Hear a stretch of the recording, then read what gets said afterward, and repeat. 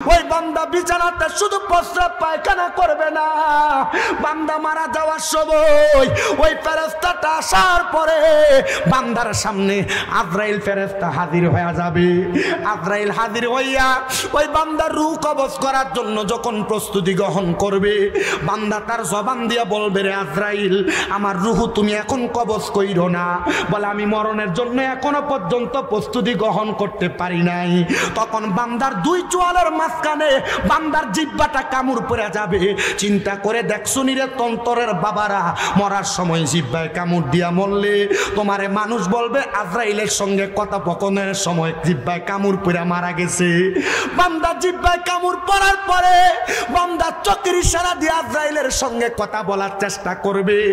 বান্দার চোখগুলা উল্টে যাবে, কারণ আজরাইলের ভয়ঙ্কর চেহারা দেখা বান্দা সহ্য করতে পারবে না।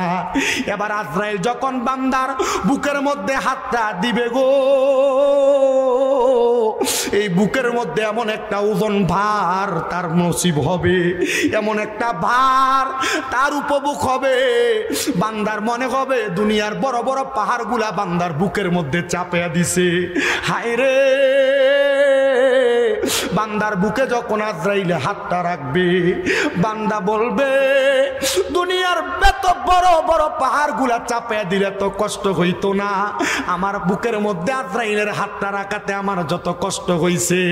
এ তন্তরের বাবারা, এ পর্দার অন্তরালের মা বোনেরা, তখন এই আজরাইলের হাতটা বুকে পড়ার সাথে সাথে বান্দার ঘাড়ের সাহারকগুলা ঠাস ঠাস করে ছিঁড়ে যাবে, বান্দার হাতের রগগুলা ছিঁড়ে যাবে, বান্দার পায়ের রগগুলা ছিঁড়ে যাবে, বান্দা লম্বা টানা হইয়া শরীরটা শক্ত হয়ে যাবে।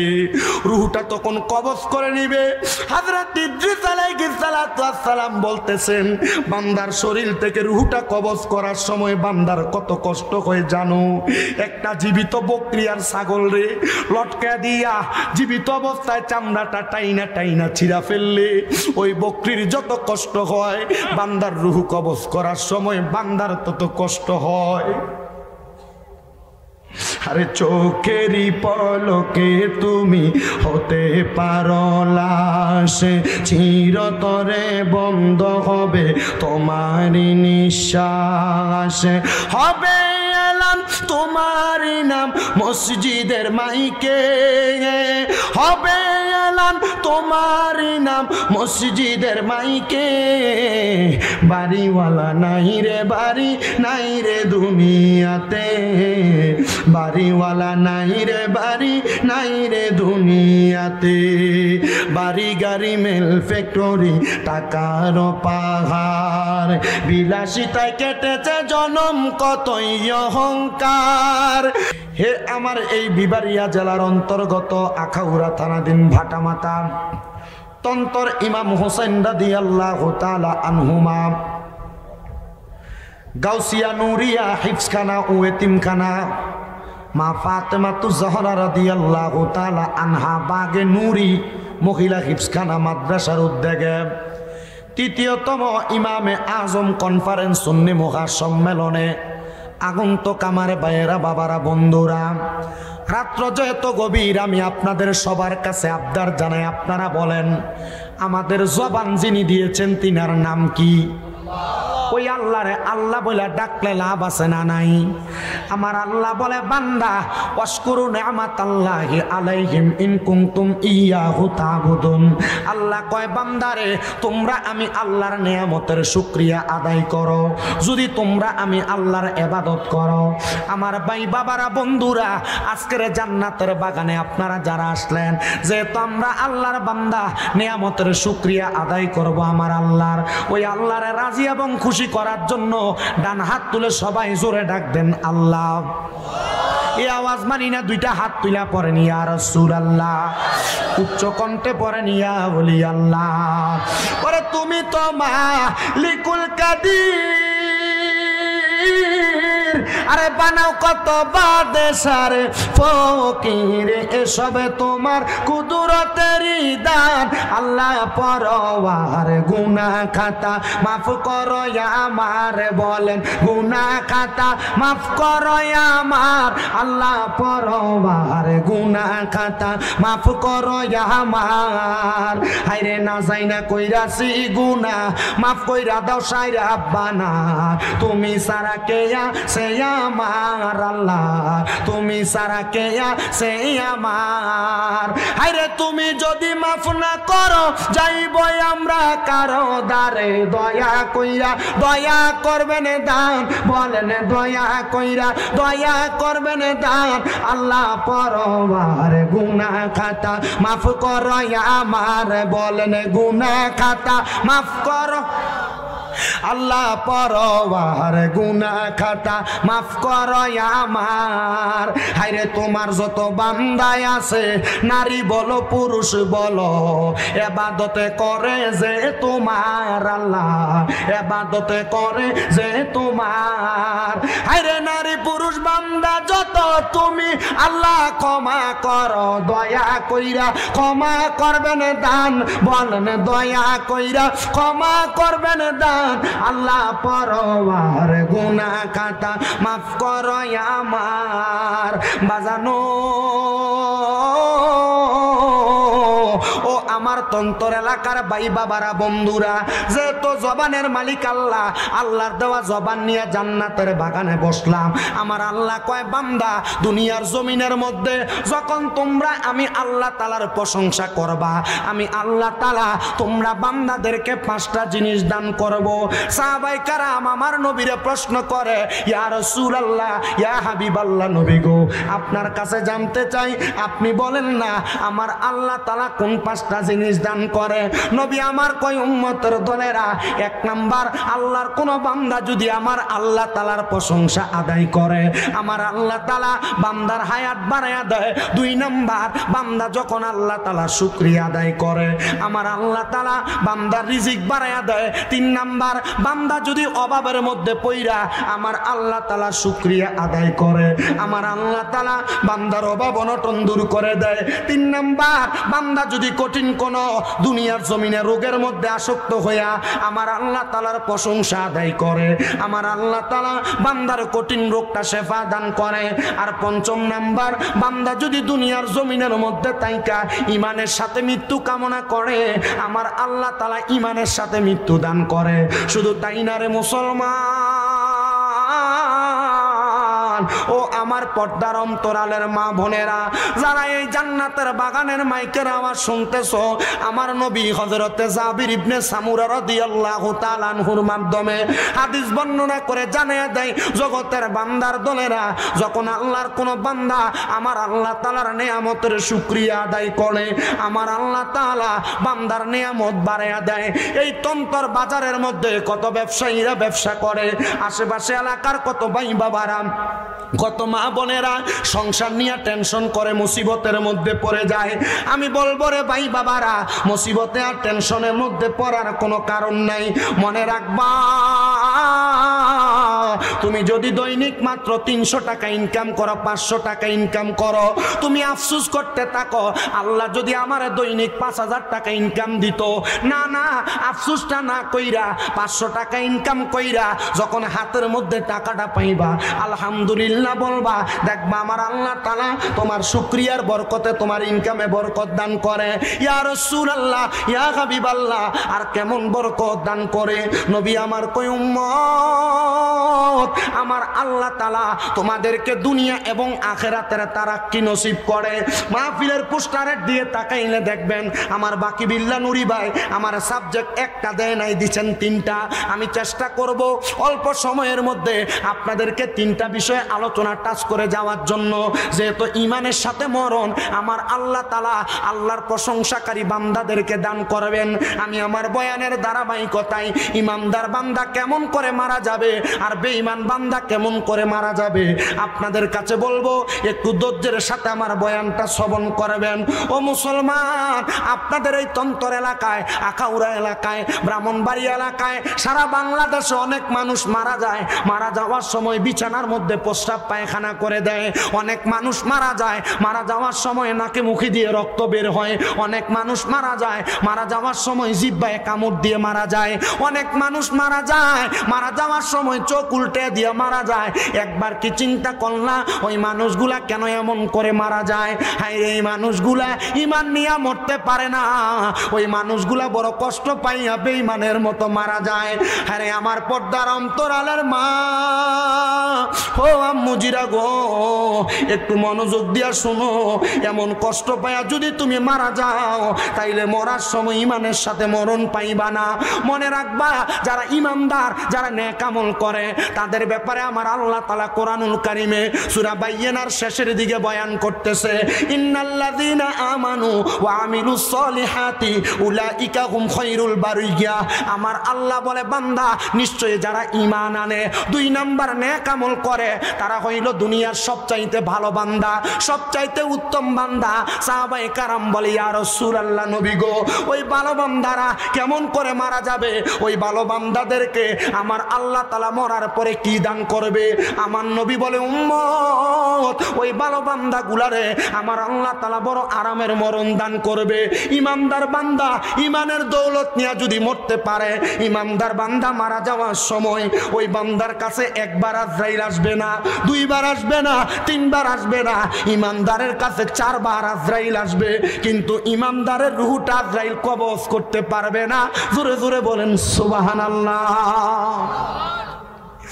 এ মুসলমান, ইমানদারের রূহটা কেমনে কবজ করবে?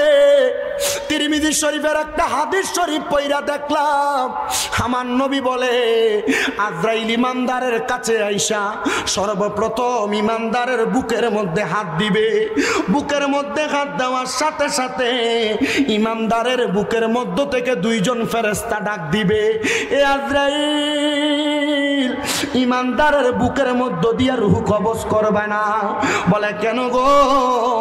বলে, ইমানদার বান্দার বুকের মধ্যে আল্লাহ নবীর ভালোবাসা আছে। 2 নাম্বার, আজরাইল আইসা ইমানদার বান্দার চেহারা বিওয়াছিকার নূর চেহারা বরাবর হামলা করবে। বান্দা ইমানদার হওয়ার কারণে 5 ওয়াক্ত নামাজ আদায় করেছে। 5 ওয়াক্ত নামাজ আদায় করার কারণে ওই বান্দার কপালের মধ্য থেকে 2 জন ফেরেশতা আওয়াজ দিয়া বলবে, রে আজরাইল, ইমানদার বান্দার কপাল দিয়ে রূহ কবজ করা যাবে না। বলে, কেন? ইমানদার বান্দা, আমলওয়ালা বান্দা 5 ওয়াক্ত নামাজ পড়া আমার আল্লাহ তাআলার শুকরিয়া আদায় করে সুবহানা রাব্বিয়াল আলা বলে আল্লাহর প্রশংসা করেছে। এই জন্য ইমানদার বান্দার রূহটা কবজ করা যাবে না। এবার ইমানদার বান্দার ডান দিক থেকে হামলা করবে আজরাইল। ইমানদার বান্দার ডান দিকে আজরাইল হাতটা দেওয়ার সাথে সাথে ইমানদার বান্দার ডান দিক থেকে জবাব দিবে, রে আজরাইল, ইমানদার বান্দার ডান দিক দিয়ে রূহ কবজ করা যাবে না। বলে, কেন গো? কেন রূহ কবজ করা যাবে না? বলে, বান্দার ডান দিকে তার পিতামাতার খেদমত গুলা পাহারাদার। বান্দার বাম দিক থেকে হামলা করবে, বাম দিক থেকে জবাব দিবে, রে আজরাইল, বাম দিকে বান্দার দান এবং সদকা গুলা বিরাজমান। এবার আজরাইল আমার আল্লাহ তাআলার কাছে ফেরত যাবে, আল্লাহ গো, ইমানদারের রূহ কবজ করার কত চেষ্টা করলাম, সম্ভব হয় না। আল্লাহ বলবে, রে আজরাইল, ইমানদারের রূহটা যে কবজ করবা, ইমানদার তো কালেমা পড়া ছাড়া মরবে না, ইমানদার তো কালেমা পড়া ছাড়া ইন্তেকাল করবে না, মরার স্বাদ গ্রহণ করবে না। আজরাইল দাঁড়াইবা, কিছুক্ষণ পর ইমানদার বান্দার হায়াত যখন শেষ হয়ে যাবে, ইমানদার বান্দা তার জবান দিয়ে কালিমা পড়বে, লা ইলাহা ইল্লাল্লাহু মুহাম্মাদুর রাসূলুল্লাহ সাল্লাল্লাহু সাল্লাল্লাহু আলাইহি ওয়াসাল্লাম ইমানদার যখন কালিমা পড়বে মুখ দিয়ে একটা বাতাস বের হবে আজরাইল, ওই বাতাসের মাধ্যমে রূহটা কবজ করবে। সাহাবায়ে কেরাম বলে নবী গো ইমানদার কি টের পাবে না? বলে একটা ছোট্ট বাচ্চা দুধের জন্য কান্না করলে মা মাথার মধ্যে হাত বুলিয়ে দিলে বাচ্চা যেমন ভাবে ঘুমায়া যায় ইমানদার বান্দা এমন ভাবে ঘুমায়া যাবে, বান্দা মরার কথা টের পাবে না। হায়রে মুসলমান ইমানদারের দল, এই নবীর উম্মতের দলেরা, আশিকে রাসূল ভাই বাবারা, একটু মনোযোগ দিয়ে অন্তরের কানটা লাগাইয়া বয়ানটা শ্রবণ করার চেষ্টা করেন। ইমানদার বান্দার রূহটা যখন কবজ করবে আজরাইল, আজরাইলের হাতের মধ্যে ইমানদারের রূহটা থাকবে না। বাইং মাছ হাতে ধরলে যেমন ভাবে পিছলে পইরা যায়, ইমানদারের রূহটা আজরাইলের হাত থেকে এমন ভাবে সরে সরে যাবে। আল্লাহর কাছে আজরাইল ফরিয়াদ জানাইবো, আল্লাহ ইমানদারের রূহ তো আমার কাছে থাকে না। বলে জান্নাতের স্বর্ণ রূপার পেয়ালা দিয়া ইমানদারের রূহটাকে উপরের দিকে নিয়ে যাও। এবার উপরের দিকে নিবে, প্রথম আসমানে ফেরেশতারা দাঁড়ায়া দাঁড়ায়া ইমানদার বান্দারে স্বাগতম জানাইবো, আহলান ওয়া সাহালান মারহাবান দুয়ুফুল্লাহ দুয়ুফুর রহমান, আল্লাহর মেহমান বলে স্বাগতম জানাবে। কিন্তু ইমানদার বান্দার রূহটা কোনো জায়গার মধ্যে রাখা যাবে না। যখন ইমানদারের রূহটা কোনো জায়গায় রাখা যাবে না, আজরাইল বলবে আল্লাহ ইমানদারের রূহ দিয়ে কি করব? আমার আল্লাহ তাআলা বলবে তোমার কি স্মরণ নাই ওই আয়াতের কথা, ওয়ালা তাকুলু লিমান ইয়াকতালু ফি সাবিলিল্লাহি আমওয়াত বাল আহইয়াউ ওয়ালাকিন লা তাশউরুন। যারা আমি আল্লাহর রাস্তার মধ্যে চলে যায় তারা মরে না, বাল আহইয়াউ তারা জিন্দা, ওয়ালাকিন লা তাশউরুন এদেরকে যারা মরা বলে এরা নির্বোধ, এরা বোকা। ইমানদার বান্দার দেহের মধ্যে আবার রূহটা ফিরিয়ে দিবে। এই জন্য আল্লাহর ওলিরাও মরে না, সাচ্চা পাক্কা ইমানদাররাও মরে না। ইমানদাররা তাদের কবরে তাদের মাকবারায় তাদের মাকামের মধ্যে জিন্দা থাকে। জবান খুলে জোরে জোরে বলেন সুবহানাল্লাহ। সাহাবায়ে কেরাম ডাক দিয়া কয় নবী, ও দয়ার নবী গো, ইমানদারটা তো মজা পায় মরব গো নবী। যারা বেঈমান, যারা বেআমর, যারা হারাম খায়, যারা সুদের টাকাগুলা খায়, যারা ঘুষের টাকাগুলা খায়, যারা পরের হক মাইরা মাইরা খায়, নবী গো আপনি বলেন না এদের মরণের অবস্থা কেমন হবে? এ আমার তন্তরের বাবারা, আপনারা বলেন এই এলাকা সহ আশেপাশে এলাকা সোনার বাংলাদেশে সুদখোর কম না বেশি? এজোরে কয় না কম না বেশি? আমাদের সমাজের মানুষের সুদকুট্টিরে ধরে নিয়ে মসজিদের সভাপতি বানায়, আমাদের সমাজের মানুষের সুদকুর ঘুষকুট্টিরে ধরে নিয়ে মসজিদের সেক্রেটারি বানায়, আমাদের সমাজের মানুষের সুদকুর ঘুষকুর গুলার এলাকার সর্দার মাতাব্বর বানায়। মনে রাখবেন এটা কিয়ামতের আলামত।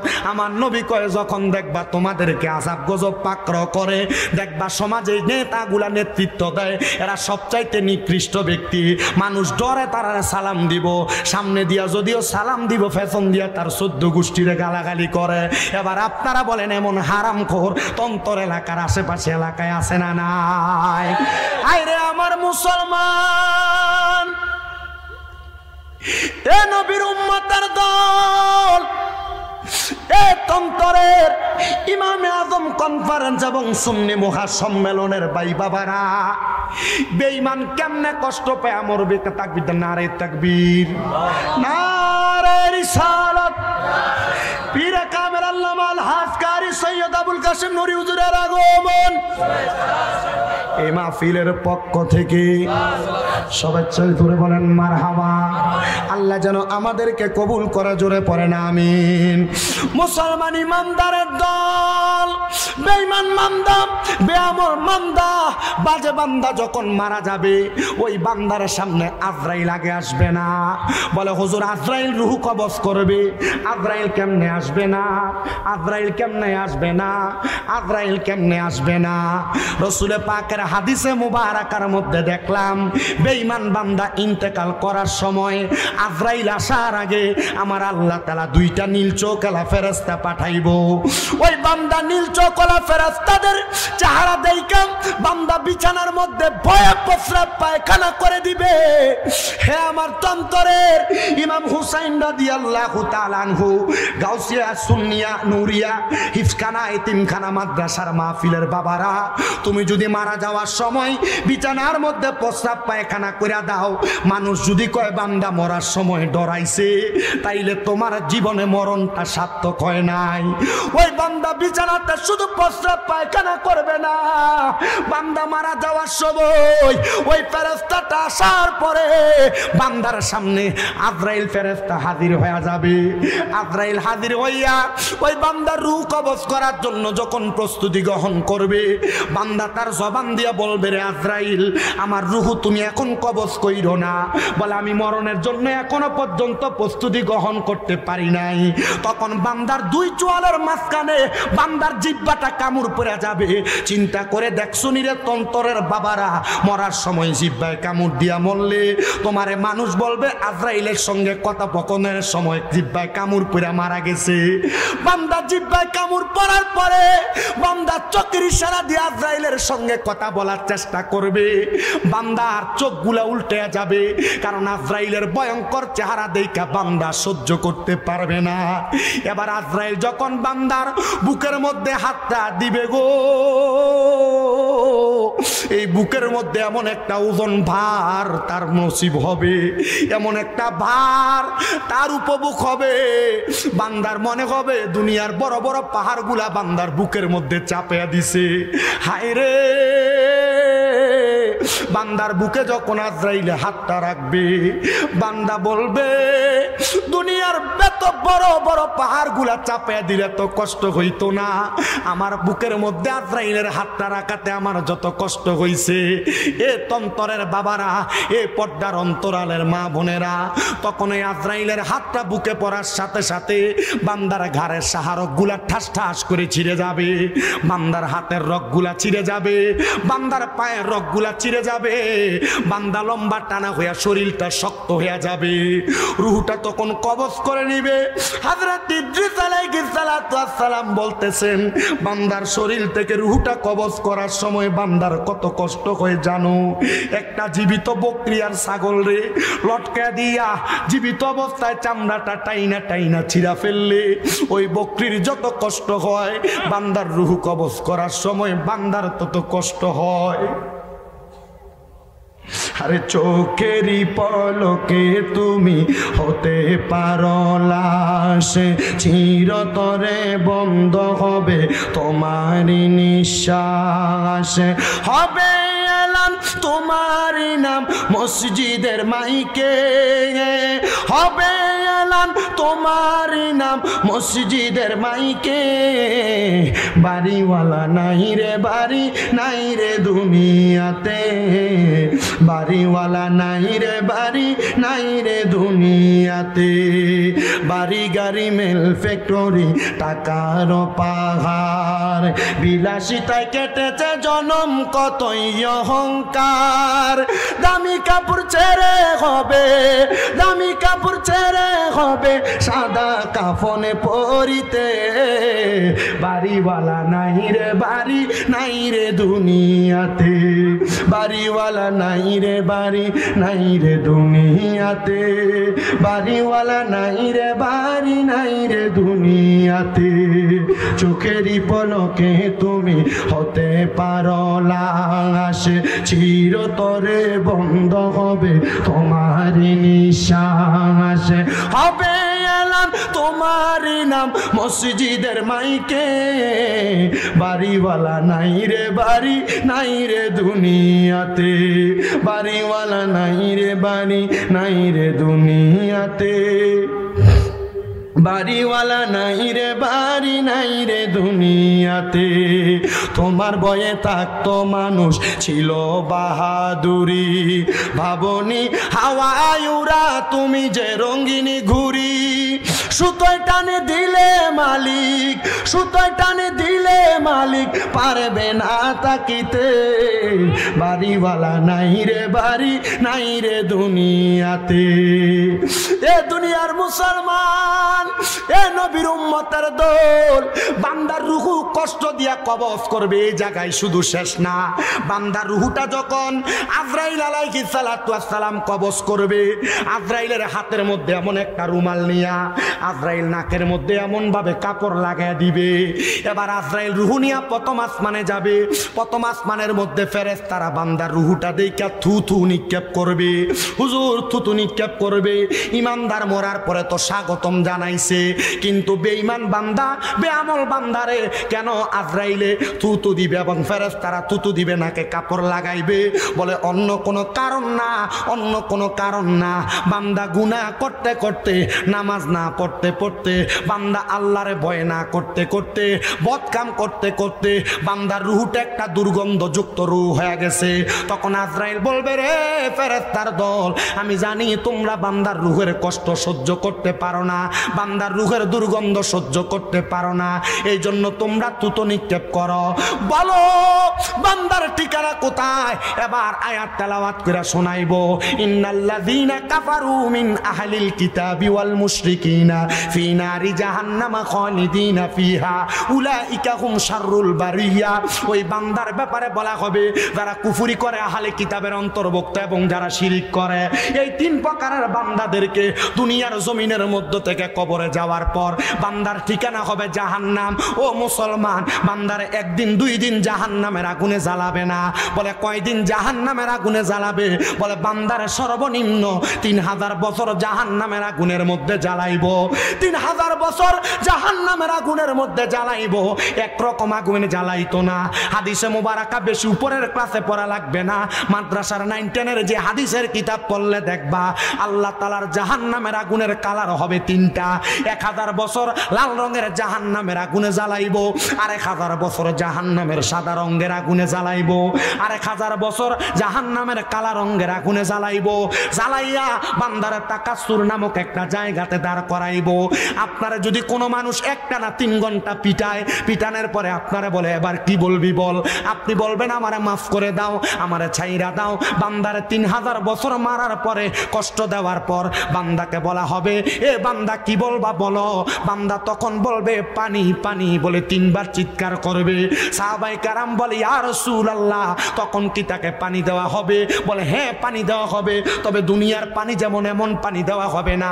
একটা লোহার গরম পাত্র, যেই পাত্রটা এমন হবে আগুনের কয়লা যেমন আগুনের মতো লাল গরম হয়ে যায়, একটা লোহার গরম মগকে গরম কইরা পান্দারে অন্য জাহান্নামীদের রক্ত এবং পুজগুলা দিবে। হাদিস শরীফের মধ্যে যেই রক্ত পুজরে কয় তিনাতুল খাবাল, বান্দাকে দেওয়া হবে পান করার জন্য। বান্দা তখন তরল পদার্থ না পায়া বান্দা তখন পানিটা পান করবে। তখন বান্দা পান করলে বান্দার পেটের নাড়ি বুড়িগুলা সহ বান্দার পায়খানার রাস্তা দিয়ে নিচের দিকে পড়তে থাকবে।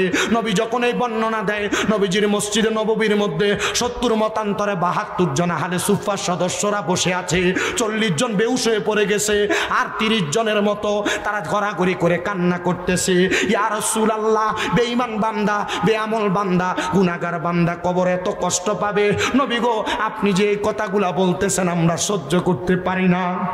আমার নবী কয় ইমানদারের জন্য বড় সুখবর। ইয়া রাসূলুল্লাহ, কেমন সুখবর? বলে ইমানদার বান্দা ইন্তেকাল করার পর যখন কবরে রাখা হবে, দুনিয়ার মানুষ দেখবে ইমানদার বান্দাকে মাটির কবর 3.5 হাতের মধ্যে শোয়া দেয়, কিন্তু না না না, ইমানদাররে মাটির কবরে শোয়া দেওয়া হয় না। ইমানদার বান্দারে কবরে রাখলে 3 জন রহমতের ফেরেশতা ইমানদার বান্দার কবরে জান্নাতের বিছানা বিছায়া দেয়। দুনিয়ার বান্দার জাহিরি চোখ দিয়া বান্দা দেখে না। এই জন্য হক্কানি পীর মাশায়েখের কাছে বায়াত গ্রহণ কইরা অন্তরের চোখটা খোলো, তখন তুমি দুনিয়া আখিরাতের সব তুমি অবলোকন করতে পারবা। ও মুসলমান, ও নবীর উম্মতের দলেরা, বান্দার কবরের মধ্যে সওয়ালের জবাবগুলা সহজ করে দেয়া হয়। নবী গো, ইমানদার বান্দার নিয়ামত কি দেওয়া হবে? আমার নবী ডাক দিয়া কয়, ওই নিয়ামত হইল জাযাউহুম ইনদা রাব্বিহিম জান্নাতু আদনিন। ওই পুরস্কারটার নাম হলো আল্লাহর পক্ষ থেকে দেওয়া হবে জান্নাতুল আদন। নবী গো, জান্নাতুল আদন দেখতে কেমন? কয় তাজরি মিন তাহতিহাল আনহার। ওই জান্নাতুল আদন দেখতে এত সুন্দর, জান্নাতুল আদনের নিচে দিয়ে একটা নহর প্রবাহিত প্রবাহিত হয়। হাদিসে মুবারাকার অত্যন্ত সুন্দর ব্যাখ্যা দেখলাম। ওই জান্নাতের নদীর মধ্যে একরকম না, 4 রকমের পানি থাকবে। এই মাসটা রজব মাস, ওই নদীর নামও হবে রজব নদী। ওই 4 রকমের পানিটা একটা পানি না। 1 নাম্বার যেই পানি থাকবে ওই পানির নাম হলো ইন্না আতাইনা কাল কাউসারের পানি।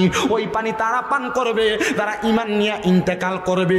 2 নাম্বার পানি শারাবান তাহুরা, ওই শারাবান তাহুরা পানি তারা পান করবে যারা দুনিয়ার জমিনে কোনোদিন অপবিত্র পানি মানে নেশাদ্রব্য মদ খায় নাই, ইয়াবা খায় নাই, গাঁজা ফেন্সিডিল খায় নাই। সাবধান সতর্ক, যদি জান্নাতের শারাবান তাহুরা পবিত্র পানি পান করতে চাও, মদ ইয়াবার মতো নেশাদ্রব্য পান করা বন্ধ করো। যদি এগুলা বন্ধ করতে পারো, শারাবান তাহুরার মতো নেয়ামত পান করতে পারবা। আল্লাহর নবী বলে 3 নাম্বার জান্নাতের লাবান মানে জান্নাতের দুধ তারা পান করবে যারা দুনিয়াতে কোনোদিন পরের হক মাইরা খায় নাই, মানুষের জমি দখল করে নাই, মিথ্যা কথা কইয়া ব্যবসা করে নাই, দুনিয়ার জমিনের মধ্যে তাইকা মানুষকে ওজনে কম দেয় নাই, মানুষের জমি দখল করে নাই, ক্ষেতের গালা কাঁচাইতে কাঁচাইতে 1 হাতের লাইলকে 1 বিঘা বানায় নাই। মুসলমান ইমানদার জান্নাতের দুধ যদি পান করতে চাও, মানুষের সম্পদ দখল করা বন্ধ করো, ওজনে কম দেওয়া বন্ধ করো, মিথ্যা বইরা ব্যবসা বন্ধ করো, তাইলে জান্নাতের দুধ পান করতে পারবা। নবী আমার কয় জান্নাতের মধু তারা পান করবে যারা কোনোদিন জবান দিয়া মিথ্যা বলে নাই, ফায়সা কথা বলে নাই। আমরা কথায় কথায় মিথ্যা বলি, আমরা কথায় কথায় গালিগালাজ করি। গালিগালাজ এবং মিথ্যার কারণে জান্নাতের মধু আপনি পান করতে পারবেন না। সাহাবায়ে কেরাম বলে নবী গো ওই জান্নাতের মধ্যে কতদিন থাকবে? কয় খালিদিনা ফিহা, জান্নাতের মধ্যে চিরস্থায়ী বাসিন্দা হয়ে থাকবে। কিন্তু একটা শব্দ লাগিয়ে দিছে আবাদা, কয় জান্নাত থেকে বের হতে চাইবে না। হায়রে মুসলমান, ওই জান্নাতে কারা থাকবে? কয় রাদিয়াল্লাহু আনহুম ওয়া রাদু আন, যারা আমার আল্লাহর সন্তুষ্ট করেছে, আল্লাহ যাদের প্রতি রাজি খুশি থেকেছে, তারাই ওই জান্নাতের মধ্যে থাকবে। তারা কারা? তারা কারা? যালিকা লিমান খাশিয়া রাব্বা, দুনিয়াতে আমার আল্লাহকে সবচাইতে ভয় করেছে যারা। এ আমার তন্তরের বাবা, তন্তর এলাকার পর্দার অন্তরালের মা, সোশ্যাল মিডিয়ার মাধ্যমে দেখনেওয়ালা ভাই বাবারা, প্রবাসী বন্ধুরা কাটতে থাকবে, কিন্তু ইমানদাররা লেওয়ায় হামদের পতাকার নিচে জায়গা পাবে। হায়রে আল্লাহ, ওই লেওয়ায় হামদের পতাকার নিচে আমরা জায়গা পাবনি। আমরা তো মরার কথা স্মরণ করি না, আমরা তো মরার ভয় অন্তরের মধ্যে নাই। আমরা মনে করি মরার পর মনে হয় আমার সব শেষ। না রে মুসলমান, মরার পর তোমার আরেকটা জিন্দেগি শুরু হয়ে যায়। ওই জিন্দেগি বড় কঠিন। এই জন্যই তো রাসূল পাক বলেছেন, দৈনিক যেই ব্যক্তি 20 বার মরার কথা স্মরণ করবে, ওই দিন যদি ওই ব্যক্তি মারা যায়, তার মরণটা শহীদের মরণ হয়ে যায়। এমন ভাবে জীবন কাটাও, 20 বার মরার কথা স্মরণ করবা। আশেক তো সুরে সুরে লিখতেছে, আমার মরণের কতদিন বাকি আমি জানিলাম না গো আল্লাহ, মরণের কতদিন বাকি আমার, মরণের কতদিন বাকি আমি জানিলাম না গো আল্লাহ, মরণের কতদিন বাকি। আর ইলাসিয়া যখন হাসতে দিবা দরি, তখন আমার মনাবাই করবে লোকা চুরি, আমি বুঝিলাম না গো আল্লাহ, মরণের কতদিন বাকি আমার, মরণের কতদিন বাকি আমি জানিলাম না গো আল্লাহ, মরণের কতদিন বাকি। আর হায়াত হইল হাতে বাইরে, মত হইল পায়ে, যেই জায়গায় যার মরণ লেখা সেই জায়গায় সে মরে, আমি বুঝিলাম না গো আল্লাহ, মরণের কতদিন বাকি আমার, মরণের কতদিন বাকি আমি জানিলাম না গো আল্লাহ, মরণের নেবা কি আর আজরাইলে আইসা তোমার হস্তে পায়ে ধইরা নিয়া যাইব দিয়া তোমার পায়ে দিয়া আন্দি আমি বুঝিলাম না গো আল্লাহ মরণের কত দিন বাকি। এ মুসলমান, এই নবীর উম্মতের দলেরা, ওই মরার কথা তোমার স্মরণ নাই বিদায় তুমি হয়তো দুনিয়ার রং তামাশা লইয়া বড় ব্যস্ততার মধ্যে সময় কাটাও। শুনে রাখো, আফগানিস্তান নামক এলাকার মধ্যে আল্লাহর বান্দা হযরতে জুলফিকার আফিন্দি নামক একজন আল্লাহর বান্দা বসবাস করতেন। উনি বলেন, আমি সব সময় মরার কথা স্মরণ কইরা কইরা কান্নাকাটি করতাম, কিন্তু আমার আল্লাহ তাআলা যে আমি জুলফিকার আফিন্দিকে এমন ভাবে কবুল করবে আমি বুঝতে পারি নাই। এ জুলফিকার, আমার আল্লাহ তাআলা তোমারে কেমন ভাবে কবুল করেছে। বলে, আমি যখনই কোনো কবরের সামনে দিয়া যাইতাম, কবরটার মধ্যে তাকাইলে আমি দেখতাম কবরবাসী কেমনে আছে, ভালো আছে না খারাপ আছে। এ মুসলমান, তুমি যেই কবরের মধ্যে শুইবা, এই কবরে তুমি কেমন আছো এটার কথা তোমারে কেউ বইলা দেওয়া লাগবে না। আজকে তমতরের মাহফিল থেকে বাড়িতে যাইয়া ডান হাতের তালুটা ডান গালের সাথে লাগায়া চিন্তা শুধু করবা, আমি যে মরব, আমার এই কর্মের কারণে কবরে ভালো থাকবো, এই কর্মের কারণে কবরে খারাপ থাকবো। জুলফিকার আফিন্দি বলে, কবরের সামনে যা দেখতাম কবরগুলার মধ্যে সুন্দর সুন্দর জান্নাত, সুন্দর সুন্দর বাগিচা, কিন্তু আমি একটা কবরস্থানের সামনে গেলাম আফগানিস্তানের, ওই কবরস্থানের সামনে যাইয়া আমি দেখলাম সব কবরগুলা অন্ধকার দেখা যায়, কিন্তু আমার নাকের মধ্যে একটা সুঘ্রাণ আসা লাগতেছে। আমি ওই সুঘ্রাণটা পাইয়া মনে করলাম মনে হয় কোনো নতুন কবরবাসীর এই কবরের মধ্যে মাটি দেওয়া হয়েছে। আমি এটা মনে কইরা এই আফগানিস্তানের কবরের দিকে প্রবেশ করলাম। প্রবেশ করে দেখলাম পুরা কবরস্থানের মধ্যে একটা কবরও নাই, যেই কবরটা নতুন কবর। হঠাৎ করে কবরস্থানের শেষ প্রান্তে যেয়ে দেখলাম একটা কবর ভাঙ্গা, কিন্তু কবর থেকে সুঘ্রাণ আমার নাকে লাগতেছে। আমি নাকটা কাছে নিয়ে দেখলাম, কিন্তু কবর থেকে কোনো দুর্গন্ধ বের হয় না। তুমি মারা যাওয়ার পর কবরের বাস পচার আগে তোমার লাশ পয়সা যায়, কেমন জীবন বানাইলা, লাশ পচার আগে বাস পচার আগে লাশ পয়সা যায়। কিন্তু আমার ইমাম এশকে মোহাব্বত ইমাম আহমদ রেজা খান ফাজলে বেরলভী উনি বলতেছেন, এই জগতের মানুষ তোমরা শুনে রাখো, না না, মুহাম্মদ সাল্লাল্লাহু আলাইহি ওয়াসাল্লামের গোলামের কাফনও ময়লা হবে না। কেন ময়লা হবে না? কারণ যারা রসুলে পাকের মোহাব্বত নিয়ে জীবনটা কাটায়া ইন্তেকাল করতে পারছে, এই ইন্তেকালের কারণে ওই ব্যক্তি মারা যাওয়ার পর সে জান্নাতের ফেরেশতাদের হাতের মধ্যে লালিত পালিত হবে, যেমন একটা ছোট্ট মাসুম বাচ্চা লালন পালন হয়। জোরে কি সুবহানাল্লাহ বলবেন না? এ মুসলমানের দল হযরতে জুলফিকার আফিন্দি বলেন, ওই কবরের সুঘ্রাণটা পাইয়া এবার আমি প্রশ্ন করলাম, এ আফগানিস্তানের বাসিন্দারা, তোমরা কি বলতে পারো এই কবরে যাকে মাটি দেওয়া হয়েছে সে কোন ব্যক্তি, যার কবর থেকে এত সুঘ্রাণ আসতেছে? কেউ বলতে পারে না। এবার একজন লাঠি বর করে করে আল্লাহর বান্দা আসতেছে, শায়েখ মানুষ, মুরব্বী। উনি সামনে আসার পরে উনি ডাক দিয়া কয়, এ বাবা, আপনি তো বয়স্ক মানুষ, পুরাটা কবরস্থানে অনেক কবর আছে, কিন্তু এই যে ভাঙ্গা কবরটা দেখতে পান, এই কবরের মধ্যে কে শুয়ে রয়েছে, আপনি কি তার পরিচয় জানেন? উনি ডাক দিয়া কয়, আমাদের এলাকার একজন কাটনেওয়ালা কাঠুরিয়া ব্যক্তি, এমন কোন আমলওয়ালা ব্যক্তি নেই, এটা তার কবর। বলে, বাবা, আপনার নাকের মধ্যে কি একটা সুঘ্রাণ আপনি পান? বলে, হ্যাঁ পাই। বলে, এই সুঘ্রাণটা এই কাঠুরিয়া ব্যক্তির কবর থেকে আসতেছে। আপনি রিক্সা চালান, বাজারে মাছ বেচেন, তরকারি বেচেন, অসুবিধা নাই, যদি আপনার ইমানের দৌলতটা শক্ত থাকে, আমলের দৌলতটা শক্ত থাকে, এই দুই দৌলত শক্ত থাকলে কবরে গেলে আপনার লাশ বসবে না, লাশ থেকে সুঘ্রাণ বের হবে, ফুলের গান বের হবে। এবার ওই হযরতে জুলফিকার আফিন্দি বলে, আমি তাকায়া দেখলাম এই ব্যক্তিটার খোঁজ খবর নেওয়ার জন্য পুরো আফগানিস্তান এলাকা তালাশ করতে লাগলাম। পুরো আফগানিস্তান এলাকায় তালাশ করে দেখলাম এমন কোনো ব্যক্তি নাই যে এই ব্যক্তি কাটতে ইন্তেকাল করেছে। এবার আমি আফগানিস্তানের পশ্চিম অঞ্চলে যায়া একটা ঘরের দরজার মধ্যে সালাম দিলাম, আসসালামু আলাইকুম ওয়া রাহমাতুল্লাহ। আমার সালামের কোনো জবাব দেয় না। দুইবার সালাম প্রদান করলাম, আমার সালামের কোনো জবাব দেয় না। তিনবার সালাম প্রদান করলাম, আমার সালামের কোনো জবাব দেয় না। আমি বুঝতে পারলাম মনে হয় ঘরের মধ্যে কোনো বাসিন্দা নাই। আমি মোটটা ফিরায়া সামনের দিকে 40 কদম হাঁটার সাথে সাথে আমার সালামের জবাব দেয়, ওয়া আলাইকুমুস সালাম ওয়া রাহমাতুল্লাহি ওয়া বারাকাতুহু। কিন্তু যেই ব্যক্তি জবাব দিয়েছে সে কোনো পুরুষ মানুষ না একজন মহিলা মানুষ। আমি মহিলা কোনটা আওয়াজ পাইয়া তার দিকে ফিরা তাকাইলাম না। আর আমরার বেড়ার এমন কাসিয়ত, এমন অভ্যাস, মহিলা মানুষের গলার আওয়াজ শুনলে আমরা একবার না দুইবার ভালো করে তাকাই না। রে মুসলমান মনে রাখবা, না গো পর্দার অন্তরালের মা মনে রাখবা, মহিলাদের গলার কণ্ঠের আওয়াজ শোনাও কবিরা গুনাহ।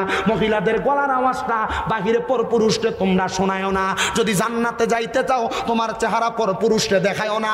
যদি জান্নাতের আলা মাকাম স্থান পাইতে চাও তাইলে তুমি পর্দার অন্তরালের মধ্যে থাকবা। তুমি মনে করো দুনিয়ার জমিনের মধ্যে শালীনভাবে অশালীন পোশাক পরে চললে মনে হয় তোমাকে মানুষ মডার্ন বলবে, কিন্তু দুনিয়াতে মডার্ন বলবে, কবরে ফেরেশতারা এমন ফিরা ফিটবো তোমার শরীরটাকে আস্থা রাখবে না। এই আযাবের নাম আযাবুন শাদীদ। এজন্য পর্দার অন্তরালের মা বোনেরা অশালীন পোশাক নয়, পর্দার অন্তরালের মধ্যে থাকবা। মনে রাখবা শুধু কাপড় দিয়ে শরীর ঢাকনা দিলেই পর্দা না, গলার আওয়াজকে নিচা করে রাখা এটা একটা গলার পর্দা। আপনার চোখেরও পর্দা আছে।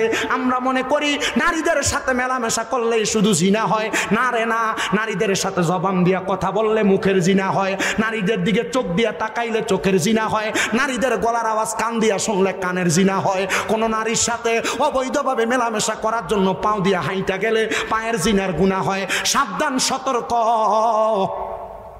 যদি আমার আল্লাহ তাআলার কাছে আপনার মুখটাকে সাবলীল বান্দা, ইমানদার বান্দা হিসেবে দেখাইতে চান, তাইলে আপনি এমন ভাবে আমার আল্লাহর কাছে আপনাকে উপস্থাপন করবেন, ইমানি দৌলত নিয়ে ধনী হয়ে যাবেন।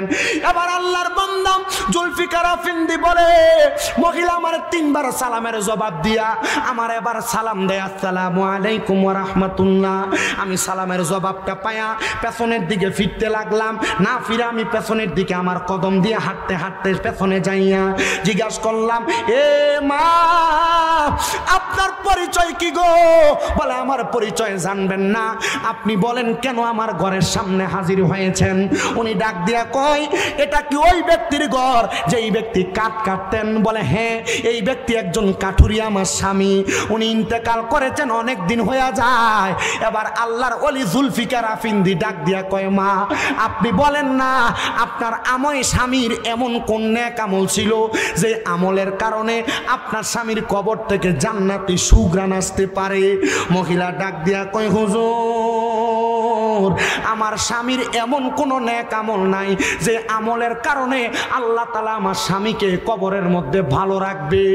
আমার স্বামী জঙ্গলে জঙ্গলে কাঠ কাইটা সন্ধ্যাবেলা বাড়িতে আসতেন, কাঠ বিক্রির টাকা দিয়া ঘরে যখন আটা এবং চাউল আনতেন এগুলা আমার কাছে দিতেন। উনি গোসল করে ঘরে আইসা নামাজের মুসল্লাটা বিছিয়ে বইসা থাকতেন।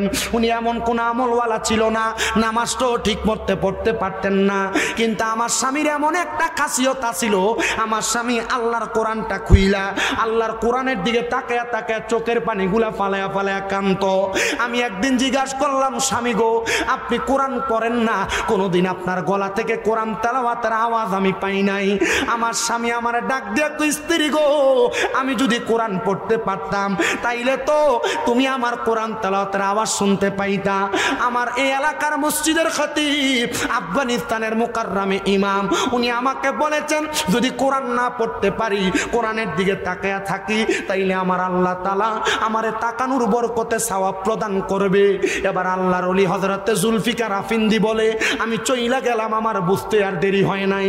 আমি যে এবার মুরাকাবা করতে লাগলাম, আল্লাহর দরবারে তাহাজ্জুদ নামাজ পড়ে কাঁদতে লাগলাম, আল্লাহ এই বান্দার এমন কোন এক আমল তুমি কবুল করছো? ওই বান্দা বলে, আমি কানতে কানতে পেরেশান, আমি কানতে কানতে বেহুশের মতো অবস্থা। এমন টাইম আমি দেখলাম আমার নামাজের মুসল্লার ভিতরে কে জানি একজন সাদা রঙের পোশাক পইরা এমন নূরানি চেহারা আমার সামনে আইসা আমার মাথাটার মধ্যে হাতটা বুলিয়ে দেয়। আমি জিজ্ঞাসা করলাম, কে গো আপনি? উনি আমারে কয়, যেই কাঠুরিয়ার কবরের সামনে সুগান পাইছেন আমি ওই কাঠ কাটনেওয়ালা কাঠুরিয়া। কি গো আপনি এত সুন্দর পোশাক কোথায় পাইলেন? বলে, আমি দুনিয়াতে আল্লাহর ভয় কইরা কোরআন তো পড়তে পারতাম না, শুধু তাকায়া তাকায়া কবরের কথা চিন্তা কইরা কইরা কাঁদতাম। আল্লাহ তাআলা আমার এই আমলটার বরকতে আমার কবর থেকে সুঘ্রাণ দিয়া দিছে। আরে আপনার কবর থেকে সুঘ্রাণ দিছে, এটা বড় কথা নয়। আপনি কবরে কোন হালতে আছেন, কোন অবস্থায় আছেন? উনি কয় আমি মুরুক্ষ হওয়ার কারণে, আল্লাহ তাআলার কোরআনকে মুহাব্বত করার কারণে, দুনিয়াতে কবরকে ভয় কইরা আল্লাহ তাআলা হাসরের ময়দানে আমারে শক্ত করে পাকড়াও করবে, এই জিনিসটাকে ভয় কইরা কোরআন পড়তাম না, পারতাম না বিদায় আমি শুধু তাকায়া থাকতাম। আল্লাহ তাআলা আমার হাসরের ময়দান বড় সুন্দর করে রাখছেন। এ দুনিয়ার মানুষ, এ তন্তরের বাবারা, তোমার মা, তোমার আব্বা জান তোমার জন্য তার জীবনটাকে নাশ করছে। তোমার আব্বা কাজকর্মে করতে যায় নামাজ পড়তে পারে নাই, তোমার আম্মা দুপুরের খাবার রান্না করতে যায় ঠিক মতো নামাজটা আদায় করতে পারে নাই। ওই আম্মা আব্বা এখন অন্ধকার কবরে। আল্লাহ তাআলা তোমার মা বাপরে মাফ করছিনি, তুমি জানো না। সন্তানের দল, ওই আম্মা আব্বা কবরে কেমন আছে তুমি জানো না। আমি জানি এখানে অনেক সম্পদওয়ালারা বসেছেন, অনেক টাকাওয়ালারা বসেছেন। আপনার ঘরে টাকার অভাব নাই, কিন্তু আপনার মা বাবার বড় অভাব। এরা অন্ধকার কবরে বড় কষ্ট করে আপনারে লালন পালন করেছে, কিন্তু আপনি এখন মা বাপরে খাওয়াইতে পারেন না। খাওয়াইবেন কেমনে? মা বাবা অন্ধকার কবরে। ওই কোরআনকে মুহাব্বত করার কারণে বান্দার কবরটাকে যদি আল্লাহ সুন্দর সুঘ্রাণওয়ালা কবর বানাইতে পারে। আজকের এই মাহফিলটা তন্তর ইমাম হুসাইন রাদিয়াল্লাহু তাআলা আনহু গাউসিয়া নুরিয়া হিফজখানা এবং এতিমখানা একটা শব্দ লাগানো।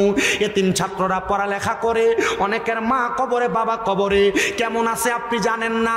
এতিমদের জন্য শুধু মাথায় হাত বুলানোর উদ্দেশ্যে আমি এখানে কালিমা তৈয়বার 24 হরফের মোহাব্বতে অনেকেই রুহুল আমিন সিদ্দিকী সাহেবের কাছে দান করেছিলেন।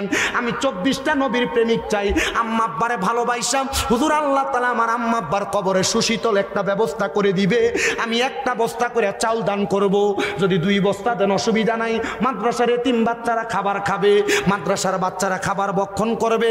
একটা একটা করে ছেলে চাই, বলে হুজুর আমার মার জন্য দোয়া করবেন, বাবার জন্য দোয়া করবেন।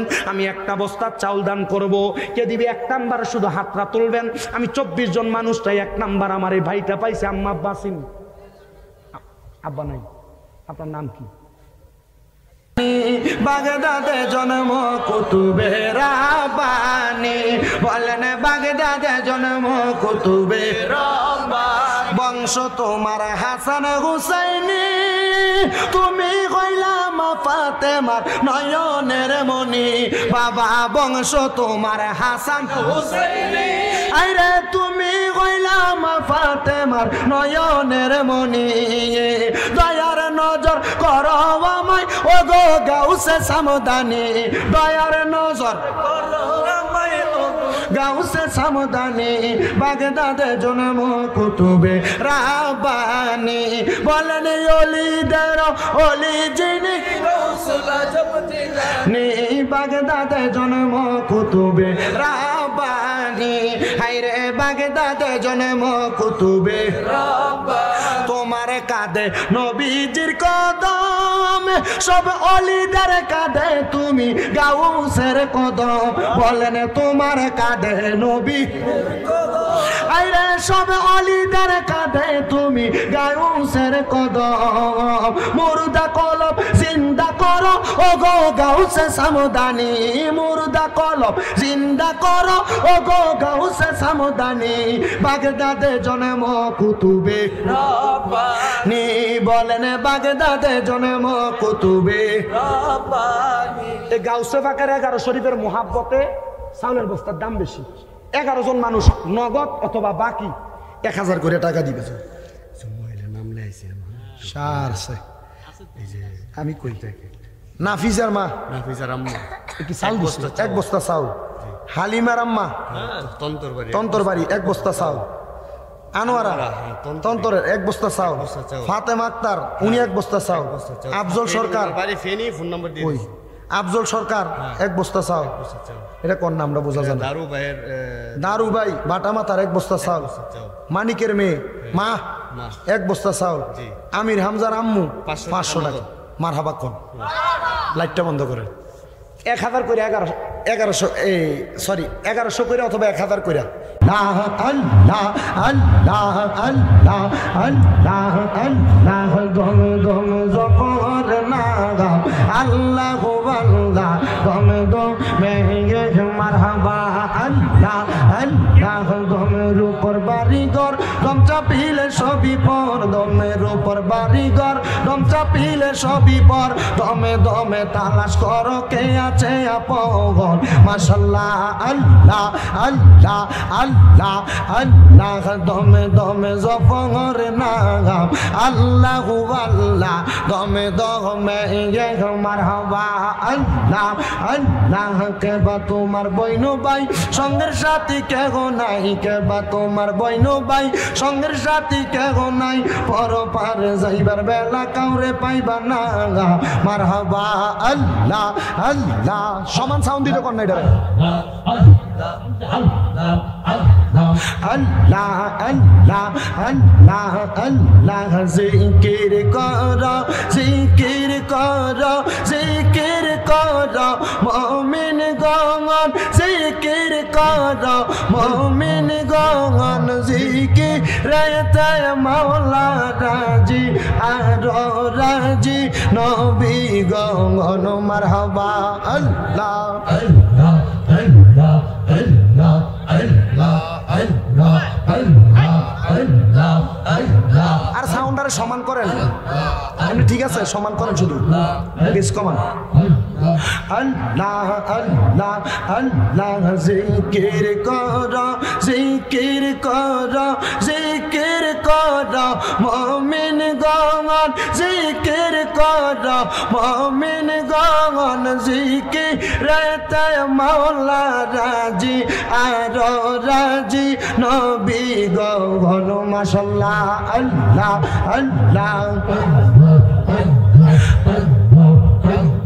হস্ত দিলা সে বিবার জিব্বা দিলা ডাকতে তারে নয়ন দিলা দেখিবারে তবু কেন অন্ধ মন মারহাবা আল্লাহ আল্লাহ আল্লাহ আল্লাহ আল্লাহ আল্লাহ আল্লাহ আল্লাহ আল্লাহ আল্লাহ লা ইলাহা ইল্লাল্লাহু মুহাম্মাদুর রাসূলুল্লাহ সাল্লাল্লাহু আলাইহি ওয়াসাল্লাম।